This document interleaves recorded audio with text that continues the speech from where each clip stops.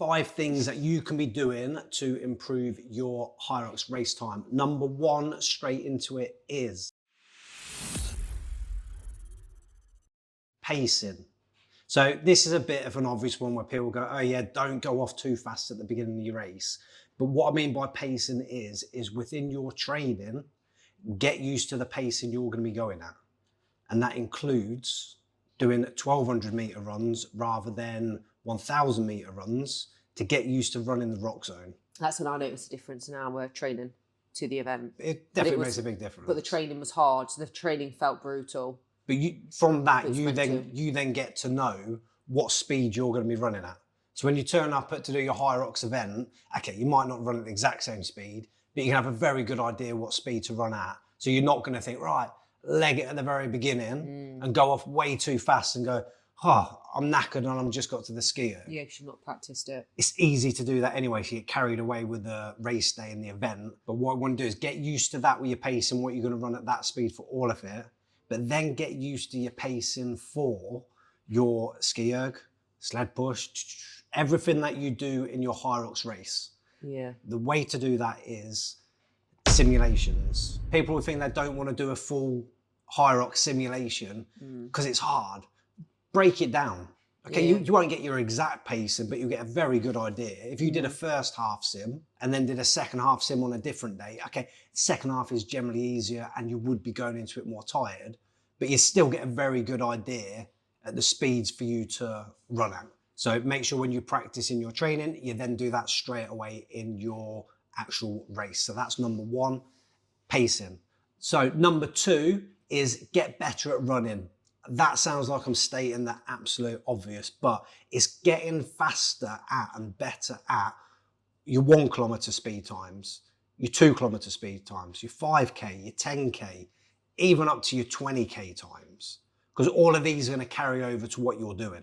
If you do all your training where it's slow and you do long distance runs, you'll get fitter, but you still need to be doing training where you actually put in some speed behind what you're doing as well. So that's why it is good to run at the other distance as well. I like the shorter distances. You definitely like the long distances. I prefer long and slow. Short and fast. Anyway, so we try and do a 90-minute run a week. I say that, I haven't done it recently. But we try and do a longer run on a weekend. No, the only reason we haven't is because of doing the Hyrox event. Yeah. Normally within our training, we'll keep a long run in at the weekend. Yeah. And that'll be 90 minutes generally. Up to 2 hours, depending on the training programs we're doing. But then it is then good to have sessions where you do 45-minute threshold runs, running as far as you can in that 45 minutes or 10-kilometer runs, that sort of thing. Yeah, they're painful. They're very painful. And then putting in interval style training where you're doing some of your shorter, faster runs. Number 3 is recover and recover hard. It should be part of everything that you do. It shouldn't just be, I've finished training now, I've eaten a bit, I've slept a bit. You want to be thinking as soon as you finish training, how are you starting that recovery process? That can start straight away in the gym from you lying on the floor, breathing, calming your nervous system down, switching your body and your nervous system back into a recovery zone. I struggle with that one, don't I? Yeah, but you know you should do it. I know. I was talking to Darren about it on Friday, talking about training, and you meant to recover harder, aren't you? Train hard, recover harder. But it is so hard to do when you're rushing around like me. So I obviously work in an office, at an office desk, and I'm sat down a lot. But I have to do my training and get straight back to work. But what I've learned is trying to lay down afterwards and calm my nervous system down. Deep breathing, all the recovery stuff we do. But if you're rushing around and you're thinking, I haven't got 2 minutes at the end. No. Well, make 2 minutes, could have got there 2 minutes earlier. Or when you're walking back home, or when you're sat in your car driving, then start doing your relaxing breathing. Use the time you've got somewhere to calm things back down, and then eat straight away. As soon as you can start getting some fuel back in your body to start that recovery process, that is really key. And again, if you're rushing, that's where protein shakes can work well. If you've got more time to eat, then getting in some, sourdough and eggs, things like that, where you can start your healing process and recovery. So yeah, really key. And then the rest of the time you're doing, it's not just that recovering after training, it's then recovering and eating well as much of the other time as you can. So making sure you're getting enough protein, enough carbs, enough healthy fats, and all that we're not going into detail on. Another thing to really make sure that you want to do for your recovery, and it's one of the number one recovery things, is sleep. And you're big on that one. Yeah, I have been since you met me. You probably thought I was a right geek. But what I like to do is go to bed early because I just knew it would be better for me. I'm more productive going to bed early and getting up earlier. And you used to go to bed a bit later, didn't you, and get up later? Yeah. So now it's with me, go to bed early. It can work as long as you're getting enough sleep in. You can make it work for what fits in with your lifestyle and what you're doing. Well, that's like going, if somebody works nights, you're never going to recover. No, that's you different. make it fit in with what you're do. doing. So you can do what you want depending on what the rest of your life is. So make sure you sleep. And then what top tips for sleep? Quick top tips for sleep then. Go to bed earlier. So routine. Routine works massively. Get a Whoop. Blackout blinds. If you want a Whoop code, let us know. Blackout blinds.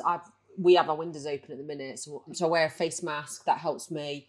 And watching something dull or listening to a podcast help me sleep. So if you're finding this dull, put this on just before you go to bed. Will help you get to sleep. Yeah, sleep. Other thing that I do for sleep is I tape my mouth. For God's sake! Right, let me just tell them this situation. Right, he frightens me. So bearing in mind, he puts a black tape across his mouth every night.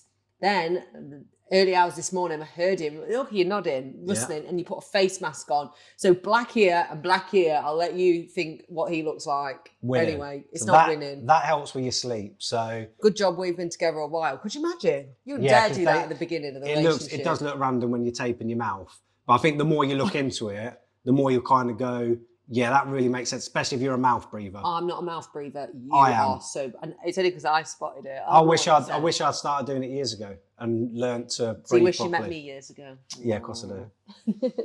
Anyway, nose breathing, take that, mouth breathing, look into it. You read a book, don't you? Breath work. Yeah, James Nestor, he's the man for all that. There's loads of stuff on YouTube for him as well. It's really interesting, or you'll find it really boring. I find it really interesting. Yeah. He's read that to me before, so I fell asleep. So yeah, you work that out. Go to sleep. So that's tip number 3.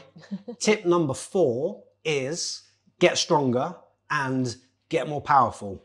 So make sure when you're training in the gym, you are doing some weights. You do want to have phases of training where you work on your strength. Strength covers a massive broad spectrum though, from strength endurance, where it's all your high rep stuff, to full on power at the very top.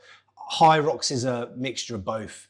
You want to be strong and fast with it, and then that's your power. So when you're doing your lunges, you want to have powerful lunges. But okay, wall balls, it's just going to be strength endurance. When you're doing your burpees, you want to be powerful. When you're doing the sled push and pull, you want to be powerful and you want to be strong. So make sure you have phases in your training where you really work on getting stronger. And the off season is the perfect time to be developing that. And that leads us on very nicely to number 5.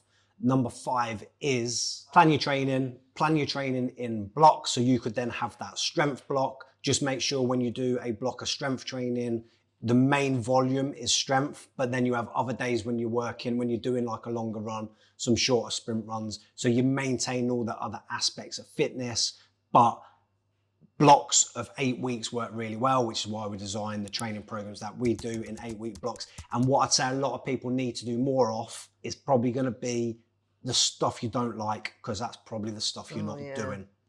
It's easier. It's a lot easier to work on the things you really like training at and you're good at. But a lot of the time people will improve a lot more if they go, okay, I know I'm not good at this. I know I'm not good at that. Burpees. Work on them. Yeah. If you just think, oh, I hate burpees. Okay, you don't need to dedicate 8 weeks to getting better at burpees, but the more you do them, the more efficient your body's going to get at the movement. So, and then that'll carry forward to everything else. And then when you're not as tired out from doing your burpees, everything else in the race is then easier. So plan your training in blocks. There are really 5 quick top tips. Do the stuff that others aren't willing to do. There you go. And we'll finish on that note. Do the things others aren't willing to do.